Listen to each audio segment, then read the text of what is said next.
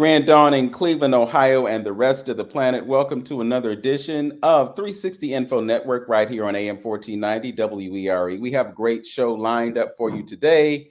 Our guest is the executive director of the Association of African American Cultural Gardens. He's no stranger to you, I'm sure. You've seen his face on television. You've seen him out playing his violin in respective places and just living his overall best life. So we're going to introduce you to him in just a moment.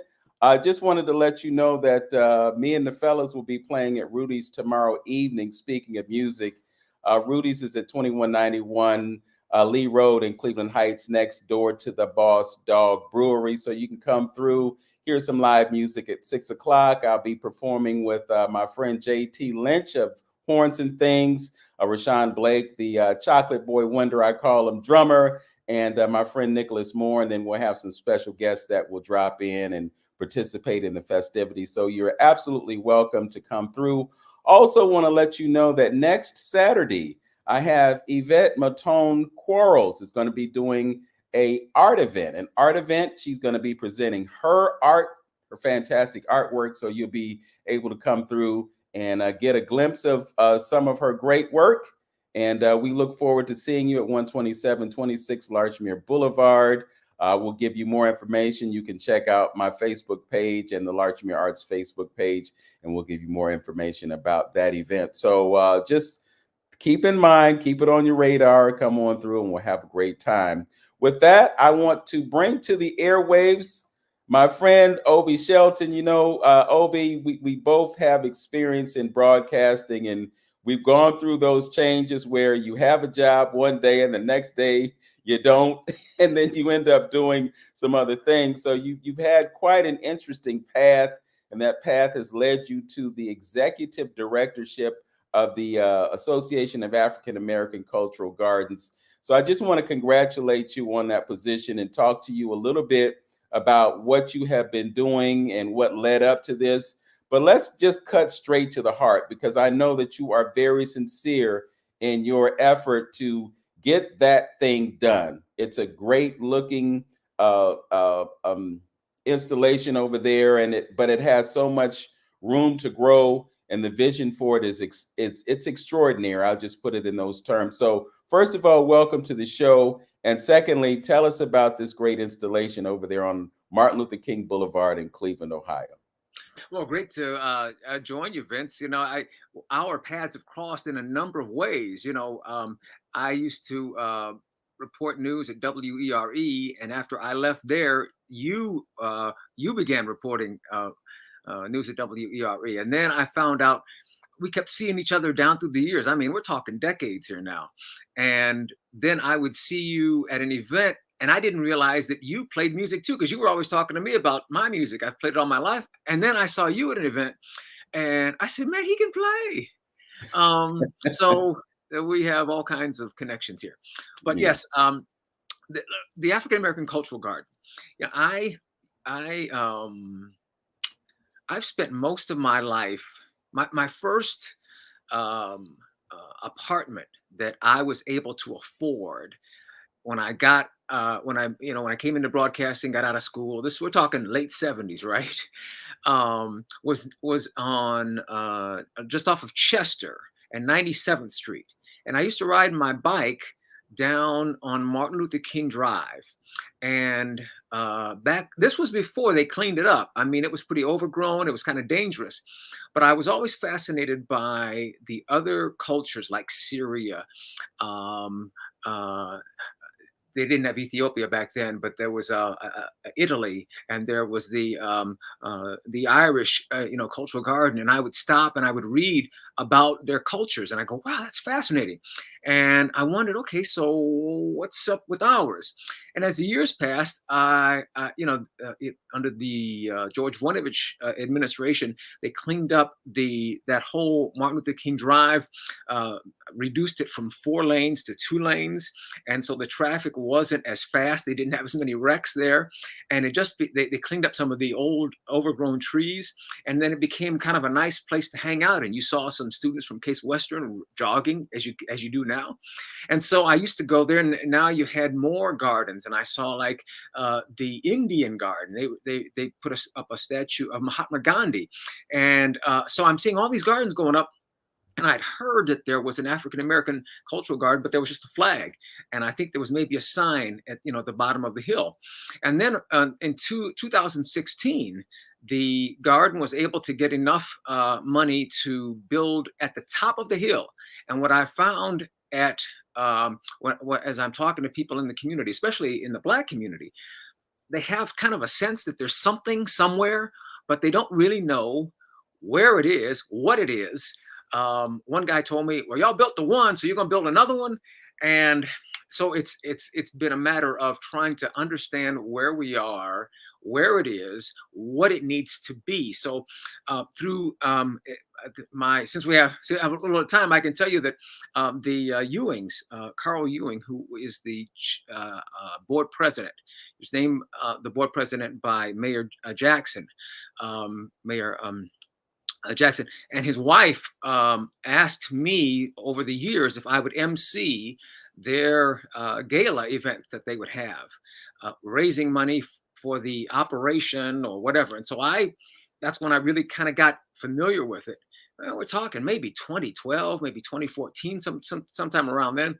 And I emceed a few of those events. They asked me to play at them, and so I was kind of like into it, like, hey, this is okay. And then after the pandemic, they asked me to do some interviews because they have this thing called a Sankofa series where they do videos of people who are making history in the African American community now, or who have made them, who have made history. And so I would do those interviews.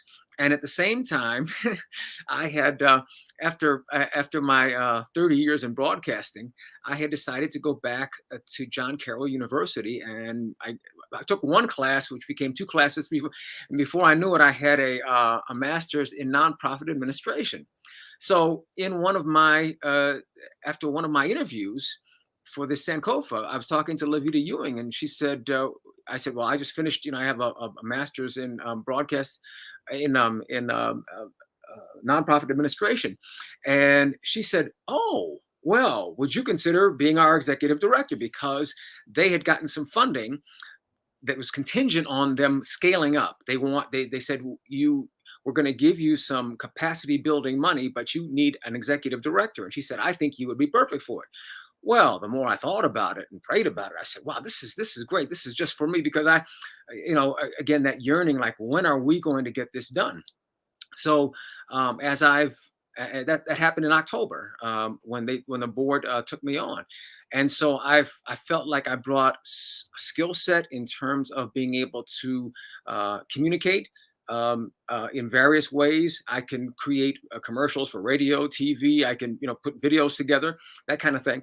And I have recognizability in the community. So if I say, hey, this is Obie, can you give me a call back? I usually get a call back. And then just connections. So since then, I've been trying to talk to people about number one, trying to get their perception of where it is. And then how can we move it from where your perception is to understanding what we can make it. And I am convinced that if you have a clear vision of what it can be and what it can represent, then you're going to support it.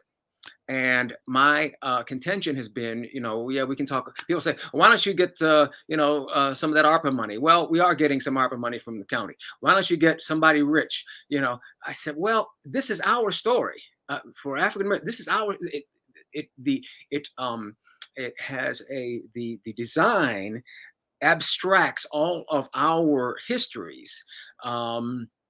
If you, most of us who identify as African American, we don't know who came here in chains, but somebody from our ancestry came here in chains, and somebody was liberated from those chains in a number of ways. Either they escaped, or either they bought their own freedom, or as a result of the 13th Amendment, Civil War, but then somebody in the family later migrated to Northeast Ohio for the opportunity. And as a result of that, the uh, you know people settled here despite all of the obstacles, despite redlining and discrimination and all that. They settled here. They got houses. They raised their kids, put their kids to college, and now those kids, I'm one of them, right? And so now we are major contributors to the community. So what I'm saying is that the garden expresses that journey. And so if you could have a daughter, a niece, a grandchild get married on the right on that, and there's a little dipper that leads to a star, because that's symbolic of the star that our ancestors followed to come to the north. Imagine jumping the broom on the star. Oh my goodness. So I've been trying to uh, articulate clearly what the garden can be, and we've done some videos, and then I've gone out wherever I can in the community and communicate, because I think that people respond to a clear vision and they respond to passion. And so that's what I've been trying to do to get, especially in the Black community, because I think the Black community should lead the way on this, so we can say when we break ground, thousands of people will be able to say, I did my part. I volunteered. I put in my $2. I put in my 200, my 2,000, whatever it is, whatever you can do. So for me, it's a great opportunity to try to leverage unity in the Black community. That was a great summary. I think it would be beneficial, perhaps, if you explain the meaning of the installation, because there's definitely a story there. And you also talked about history, and I know right now it's really important for us to be connected to history, because there are forces out there that want to erase history. But when we have something like this is a gentle reminder of this is what happened, but also this is where we want to be. And then most importantly, we're talking about connecting folks with their culture in a way that's meaningful to them, and in a way that allows them to completely understand who they are. You talked about the importance of community involvement in this, and we always have this idea where there are all these Black celebrities who have all this money, and we should just call one of them, and they can drop 100,000, 200,000, $1 million, and we can get this thing done. But the question is, what are you willing to do for something that you get a direct benefit from, and have a stake in it? So talk to me about what that thing actually represents. Tell us about the story, and tell us why it's important for folks here to get involved. Sure. I let people know that, first of all, there is a portion of it, about a quarter of it, that is already built. And you can miss that if you're going down Martin Luther King Drive. It's right at the St. Clair exit. And you have to look at the top of the hill. There's a street up there called Wheelock.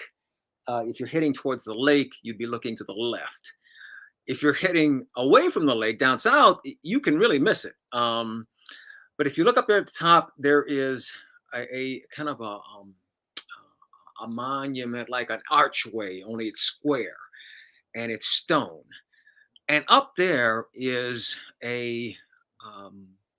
some granite slabs that represent what we call the door of no return. And the architect, Daniel Bickerstaff, was struck when he was doing some research on this.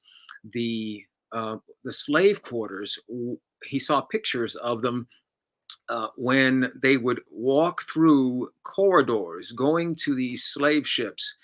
And you realize that once you step off, you're not coming back. You're not ever coming back.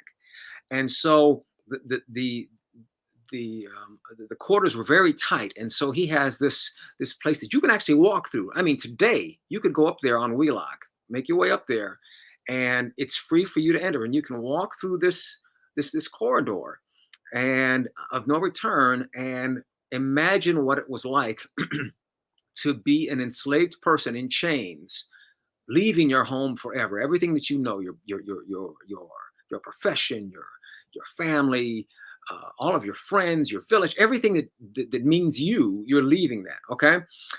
There's another element that he told me about.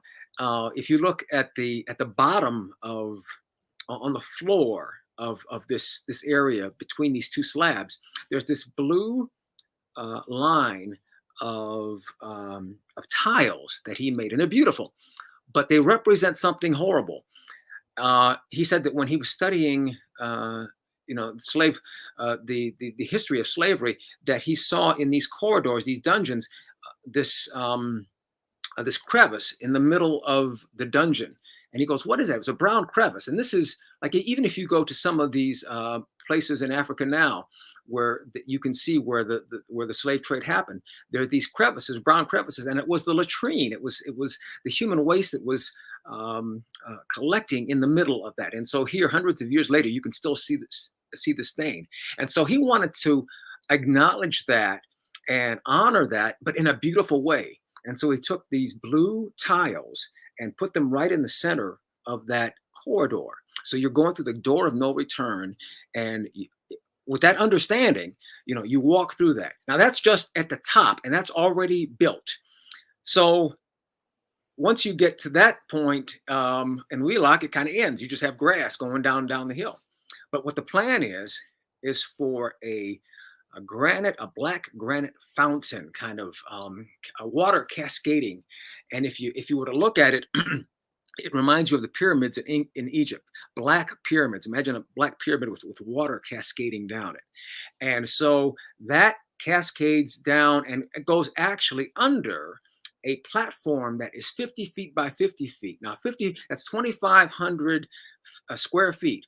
So it will be able to accommodate 300 seats. So you could have a wedding, you could have a concert, you could have a lecture. The architect says he'd like to have his funeral there, right? So this is this place, our gathering place. You could have a family reunion there. I have to say that the Federation, which oversees all of the cultural gardens, the rules are that we can't charge rent. People say, well, yeah, you'll be able to charge. You can't charge rent. So all of those weddings that you see at the Italian garden, they aren't paying for those. What you have to do is you have to reserve it. And I think it's like a $50 permit that you get from the city of Cleveland. And then once you reserve it, it's yours. So ours would be like that. I mean, you could, if you want a baby girl or baby boy to get married there, you just file a permit with the city of Cleveland, and then the garden is yours for that day. But to extend the, so you get the visual. So you have the platform, and then it extends even more, cascading down that hill as you're going down to Martin Luther King Drive. The plan does, and there is a channel of water that leads down. And what the architect was trying to symbolize is what water has meant to our journey. First of all, you have the transatlantic slave trade, which, of course, on the Atlantic Ocean, the water there. And then the water that led many of our ancestors to a better life, or to seek a better life in the North, from the Ohio River to the Great Lakes, right? Because the Great Lakes were seen as the crossover to freedom. The Ohio River too. Once you were in Kentucky and you could cross over the Ohio River, you could get to a free state and you could be on the other side. So all of that is represented by the water that flows all the way down that hill. And then at the end, right at Martin Luther King Drive, he has planned a spring of water that would shoot up every now and then. And it wouldn't go constantly. Just every now and then you'd see water coming up.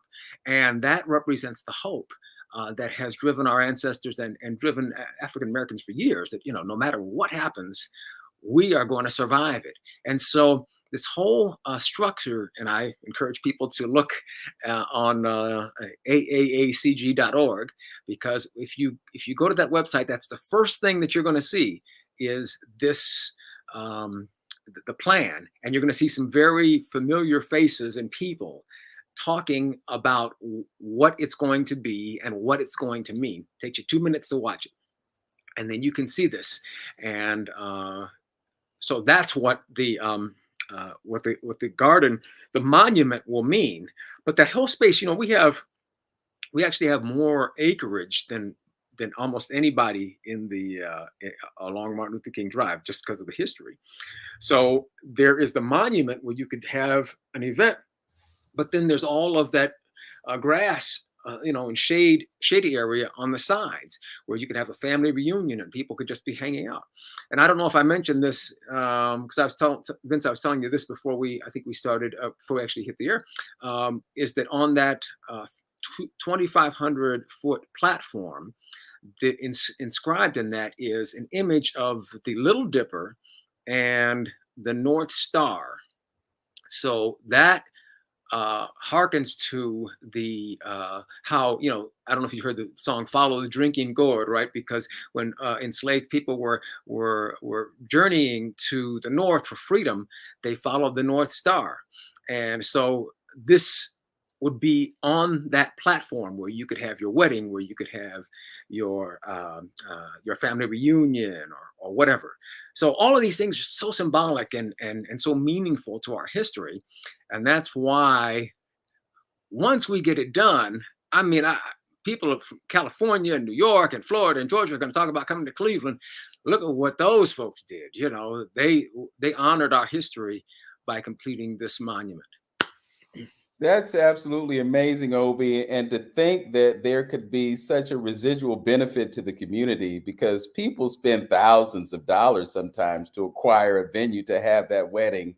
So this is a way that you can save money and also, acknowledge the ancestors and participate in an authentic rites of passage event. I also like the thought that you described it as a monument. So I'm going to change my nomenclature and go from installation to monument, because it is a monument to those who came before us. And the other thing that stands out to me is that as we live in this cancel culture, I'll say, you have statues that are being torn down because of what they represent, and perhaps rightfully so. I'm not going to offer an opinion on that. But to think that we can create something that's so intentional about honoring our history, having functionality, having an educational aspect, which we so greatly need right now. I think that it's great to have this effort to bring this into fruition. So let's shift gears and talk a little bit about what it's going to take. You said that it was probably a quarter of the way constructed. What is it going to take to get it to where you would like to see it get? Well, to complete it, you're talking, and these are ever-changing numbers because of inflation. Um, but just to keep it ballpark, we have raised through various sources $1.5 to complete it, to complete what needs to be done, to come on down the hill, as I said. We need to raise another $2.5 million. Right now, it's kind of between 2.5, 2.7. So let's say $2.5 million. So we got 1.5. We need 2.5. When I came on board, I did looked at some numbers, and again, since this is the story of people who identify as African American in Northeast Ohio, not just Cleveland, Northeast Ohio. I looked up how many people are in the 2020 census were identified as African American. The number was 340,000, a little more than 340,000. So I said, wow, if every one of them gave $10, we're done. We raised $3 million and we're done. If that doesn't happen, let's say half of them each were to donate $20, half of them, right? We'd still be done. Let's say a quarter of that were 75,000 were to donate $40. $40. I mean, just once, right? We're not talking about every year, every month, just once.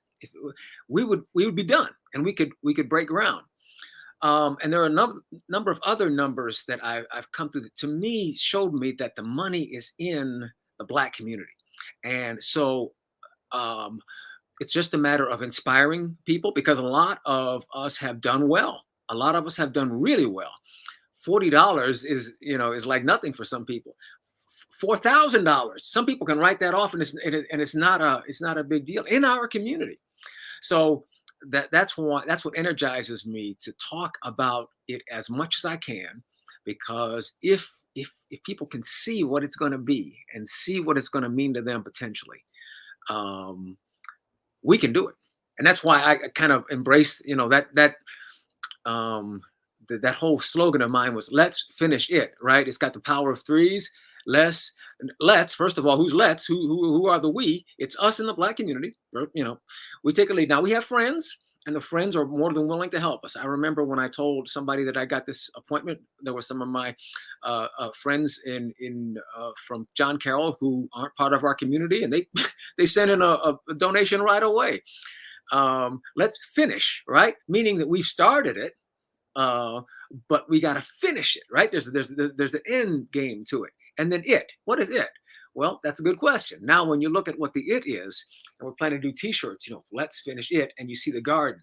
All right. So the whole idea is, you know, we need to finish the job and finish it, because it's been, if you want me to get into this, like a 62-year journey to get to this point. 62 years. 62 years. In 1961, a city councilman in Cleveland named Leo Jackson decided that that he felt it was necessary to have a Negro garden. Now, when you look historically at the context for that, talking 1961, he looked at the other gardens that were along Rockefeller Park, right? And he saw these were other ethnicities like the Italians, the Irish, Germans, Hebrew. These were all ethnic groups that came to Cleveland. And in the early 1900s, there was a lot of pushback about immigrants coming into, especially from Eastern Europe, Poles, that area. And so there was the pressure for all of these groups to assimilate and to throw off their cultures that they brought here with them. And so in the 1920s, this movement was, no, let's embrace our cultures. The people who came from Italy, there's thousands of years of culture that comes with them. People who come from Israel, there's thousands of years of culture, and let's not just throw that off and say, yeah, we're in America, so we're forgetting all of that. Let's embrace that. And so that had been kind of the history of the Rockefeller Gardens. So Leo Jackson says, well, those of us who were brought here from Africa, we have histories that we bring here, so we need to have a Negro garden. And it wasn't where he was planning to, where he proposed it was not where it is now. He wanted to have it more on East Boulevard. And there was a big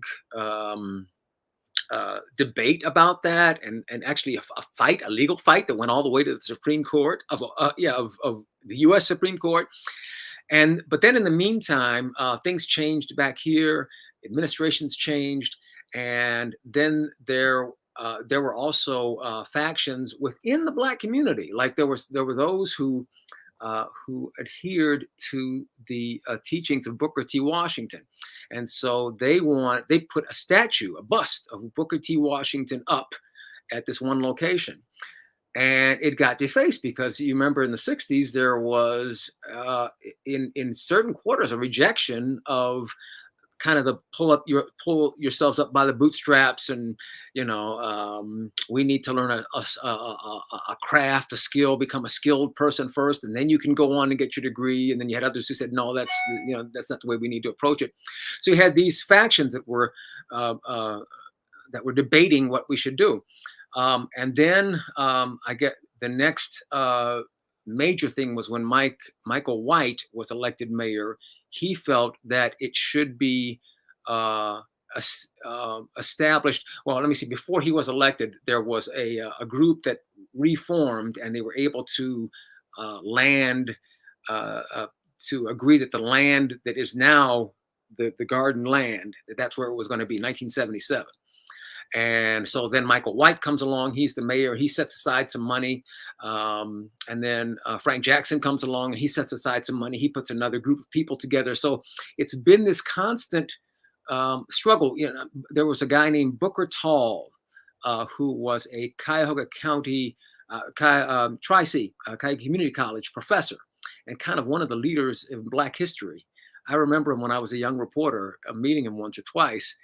And he was leading the effort and kind of led the effort to get the garden to where it is now. But then he passed away.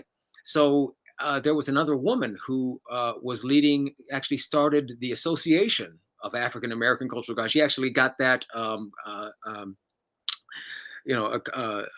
formalized, but she passed away. So you have, I'm asking God for a few more years so I don't join that legacy. But between differences of opinion and just lifespans, the effort has languished for 62 years. And so that's why, again, this was the inspiration behind, let's finish it. It's time to finish this thing. You know, let's not drag it out. We can do it, and we can do it now. You know, Obie, I've been in Cleveland for probably 32, 33 years. And I can remember driving down Martin Luther King Boulevard and seeing all these other ethnicities recognized and not seeing us. And I was thinking, well, dang, well, why don't we have that? And then then came the announcement that it was going to happen. And then things got started. And then it was where it is today. But after hearing you talk about the history of it and talking about the meaning of it, it's just so profound to me that we really need to be energized to finish it, as you say. I guess the question in my mind is, how do you get us to connect with the importance of that? Because there are some of us who don't even acknowledge our African ancestry, or we push back from it because we've been taught systematically that it's something that we should be ashamed of. You know, there are actually factions within our race that deny that the enslavement process even happened. You know, even though we have folks like Terrence Spivey in our community who are creating plays about the last ship to come to America and the descendants that are relating to the folks that they know of that were involved in that. So, you know, sometimes we're the last people on earth to recognize how significant it is that we have the ancestry that we do. So I'm just curious about how you engage folk that don't really have an appreciation for who we are. You know, Black history is and I would say history in general is tough to sell because it's not easily digestible. You know, we like easy to digest stories, right? A movie, okay, you got the beginning and the hero or the heroine, and then they run into some trouble, and then they solve it and they work through it and everything, and they live happily ever after. We like that. History is different. It takes, you know, if you can develop a straight line, but the more you look at it, it begins to take these different tangents, and the good guys aren't completely good and the bad guys aren't completely bad. The more you look into it, you see, oh, okay, now I see they were doing that because it's this and that. So I think that there is pressure collectively to get over stuff, like, right, that's in the past, let's forget all about that. Yeah, but the past informs the present, and I know that's a cliche, but the better we can understand what happened in the past, and even the context, even the complicated context of it, I think it helps, it informs us as we make decisions, because we're going to make decisions, but to make decisions with an understanding of what has happened in the past. I posted one, to your point though, how do we engage people? Well, there's the social media today, that helps. You can give people bits and pieces, and you have to learn the language. And I'm learning the language because I'm an old broadcaster, right? When I entered the business, people tuned into the news, right? Because there were only a few news outlets in Cleveland. There was 3, 5, 8, 43 came on, and that's where people tuned in to the networks or whatever to get their information. Well, now the good and the bad is that you have a lot of different places to get your information, and some of it's good and some of it's not so good. But if you enter those places and you engage the audience, you learn how to speak that language. That's how you can, if you're skillful, I think you can generate an awareness and excitement and a greater understanding of our history and why it's important to know. I posted on, I had our web people post on Instagram a quote. I think it was from 1962. It was from Look magazine, and it was used as a reason to oppose a Negro garden back in 1962. This was one of the Federation votes on whether they're going to let an ethnic group come into the garden, right? And the quote was, "The Negro does not follow the customs of his so-called old country. America is where his roots are." The argument was we need to have an American garden, and the Negro needs to be part of that because he doesn't really he doesn't follow the customs of his old country. Now that's interesting because remember back in 1962, that was about 100 years after the end of slavery, and so people who were descendants of enslaved people, we were trying to assimilate. We wanted to become Americans. We were trying to get away from Jim Crow. So you didn't have in the early 60s, very many people embracing, Afrocentric dress, Afrocentric customs. They were wearing suits and ties because they were trying to just be Americans. They were trying to be accepted. And so that's where that's where someone observed that, some reporter, and said, well, they don't follow their customs of Africa. Well, shortly after that, in the 60s, then it just took off, and then there was an Afrocentric movement, all in our community in the 70s and 80s. I remember, and even now, people just dress in ways that recognizes our African roots. But so for me, this is fascinating stuff. I realize for someone else, somebody who else might be listening, go, I don't want to get into all that stuff. And okay, I get that, but there are ways that you can communicate it.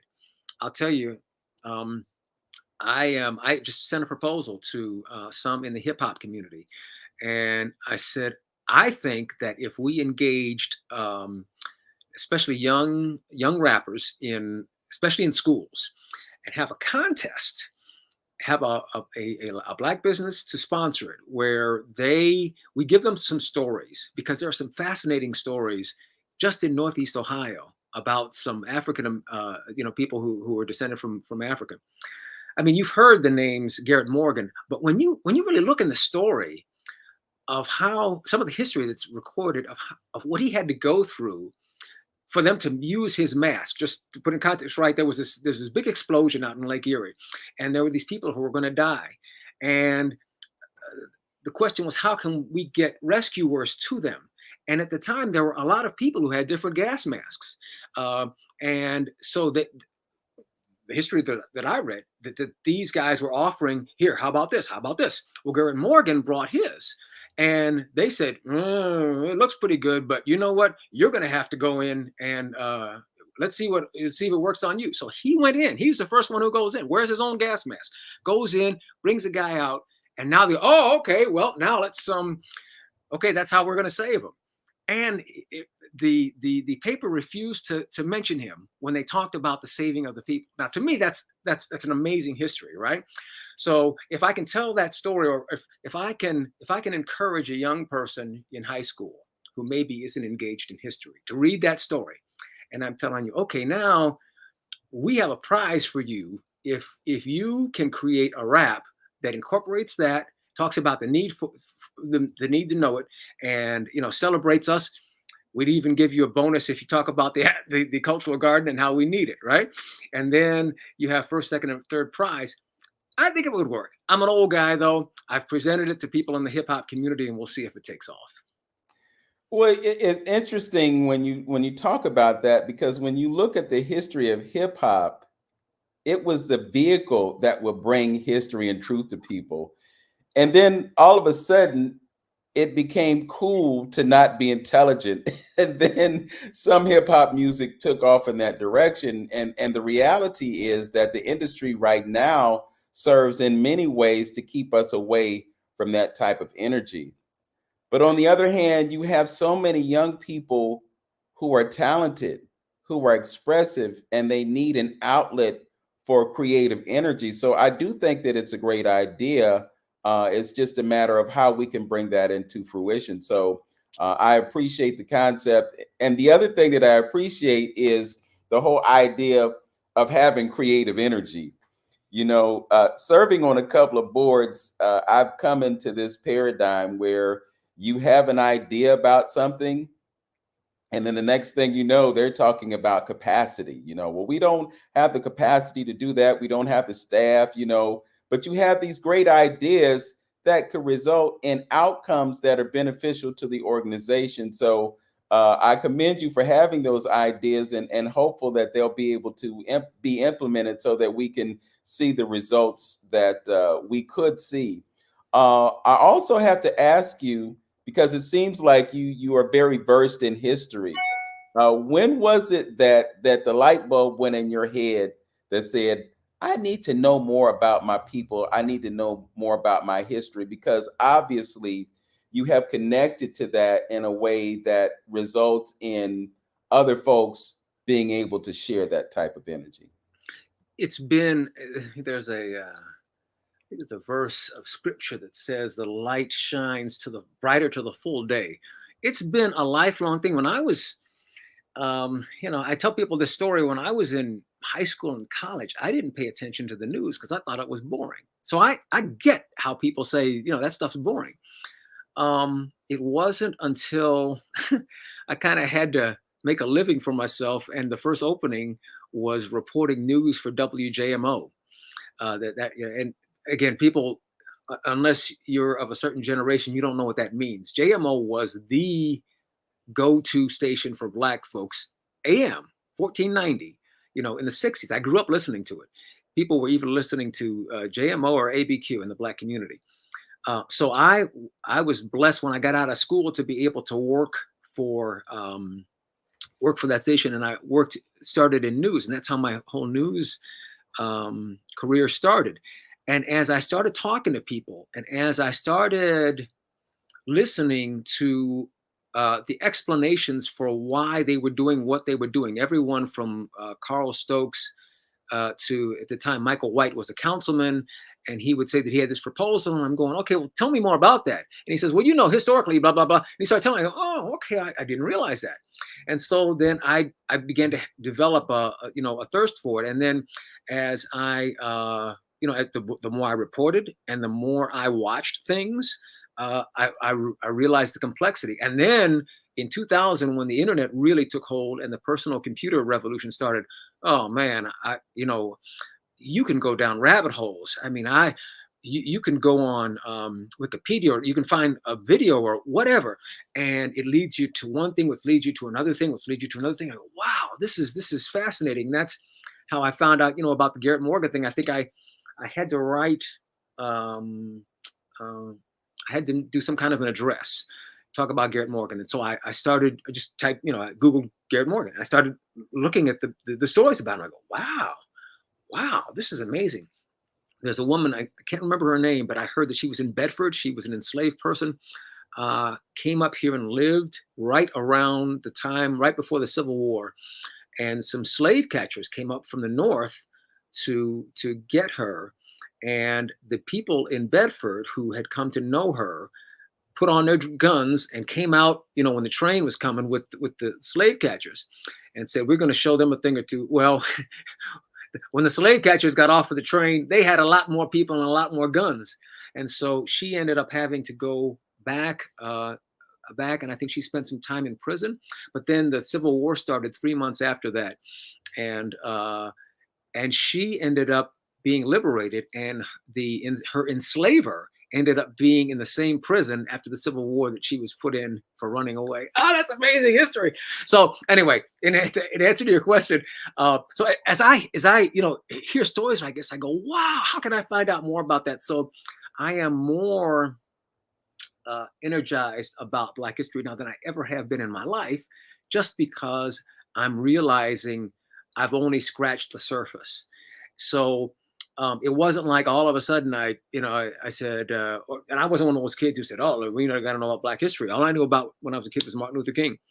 And I heard this name, Booker T. Washington, being tossed around.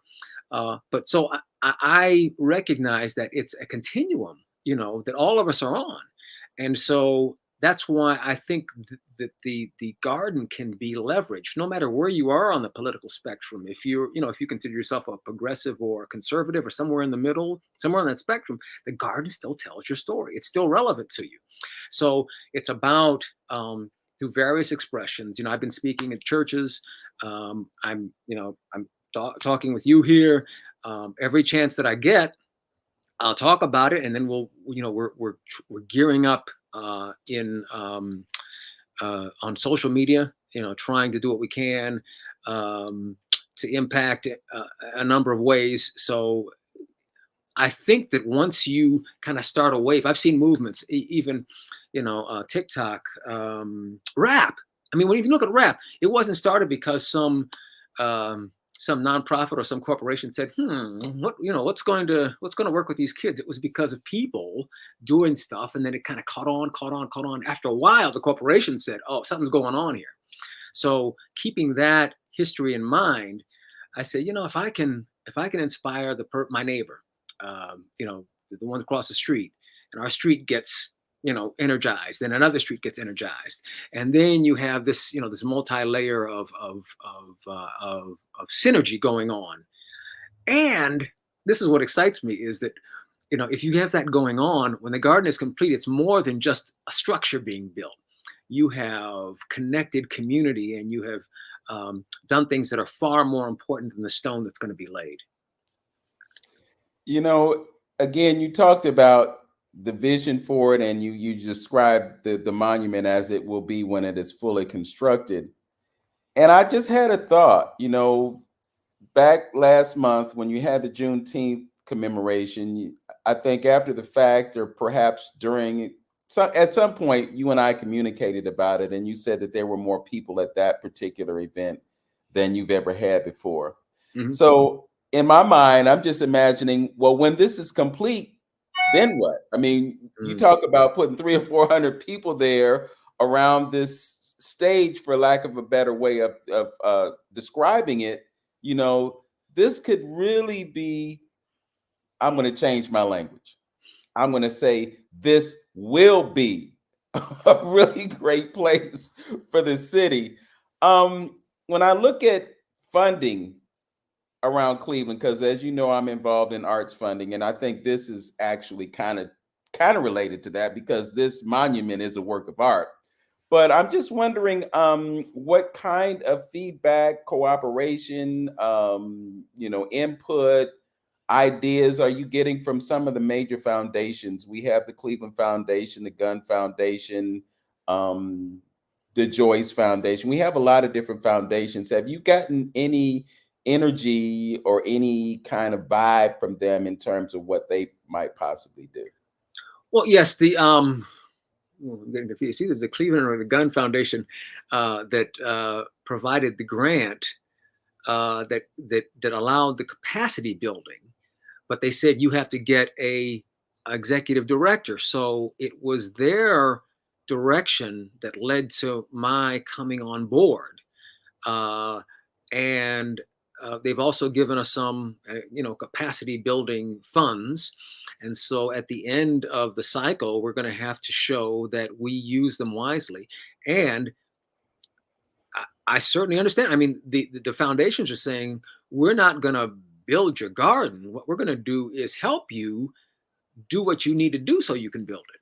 So they just had a change of directors at the Cleveland Foundation, and we've certainly been talking with Gunn to connect us with other people who can help us to raise money in the community. But again, my focus, and it feels like my focus is a little more grassrootsy than in the past.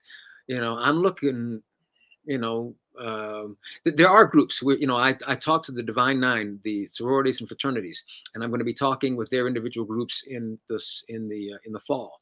So that's one strategy, because how do you, my thing is, how do we reach directly Black professionals, because they are the ones who have benefited most, and the ones who could fund it the greatest. But it's hard to reach them because you don't have one radio station that everybody listens to anymore. And for a radio station, the reason now the services that you get, the streaming services, the ones you get is the ones that don't have the commercials, right? So now I've lost my opportunity to talk to them on those streaming services. So how do I reach them? Well, they have social groups, and so it takes a lot of individual talking. It takes a lot of presentation. But I've on a personal note, I've always believed in personal care, and I think I've taken good care of myself over the years, so that I have a lot of energy, a lot of, I can go. So that's why I feel I've been called for this moment, because I'm on Sunday mornings, I attend my church at 9 o'clock, and then I go to someone else's church at 11 o'clock, and I talk to them about the garden, and then I talk to people afterwards. So that takes a lot of energy, but I'm blessed that at this point in my at this life stage, I still have a lot of it. Yeah. Well, that the idea of the Divine Nine, I think that's a great idea. I've actually thought about that in relation to other things, because clearly most of the folks who are in those organizations are professionals. Most of them have disposable income. I mean, look, when you have an event in Cleveland and it's one of them, they spend a lot of money. One of the biggest pet peeves that I have is the fact that we have all these African-centered organizations, and then we go spend our money with someone else. We don't have hotels. We don't have, well, we have a few, but we don't have banquet type facilities that we flock to, so then we end up giving so much of our money outside of our community. And that's one of the biggest problems that we have. When you look at the success of places like Tulsa, Black Wall Street, Raleigh, Durham, and some of the other 200 places that don't even get acknowledged that had similar kinds of successes, one of the reasons that they succeeded is because they were circulating the dollars in their own community, and we don't do that. We get it and then we spend it with someone else. So I've often thought that if somehow we could connect in a meaningful way with those organizations, it wouldn't take a lot. I mean, I have great friends who, for instance, one who is running AKA in Ohio.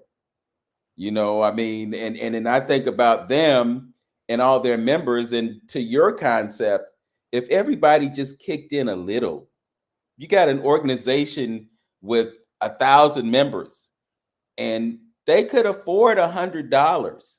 They spend $100 on drinks at the bar on a weekend, But if everybody just kicked in $100, that's $100,000 right there. If you multiply that by 9, that's $900,000. That's almost $1 million, and that's like not quite halfway to your goal, but it's something that could really work. Sure, and it's just a matter of convincing people. And I'll say this: convincing them to get past I said this at Juneteenth, the intellectual and emotional support to actually filling out the check or punching on the numbers, the financial. I have all kinds of friends say, "Oh man, I'm with you," And I said, if we can get 30,000 people to give $100, we're done. They said, "Oh, I certainly, gonna, provide more than that," because they know that they can provide more than that. I haven't gotten the check yet, So it's a matter of moving them past the "yeah, I'm down with you" phase to Right. "this is proof that I'm down with you." And More than that's, just so I talk. figure you keep, it's like marketing, you got to keep going. You got to keep going.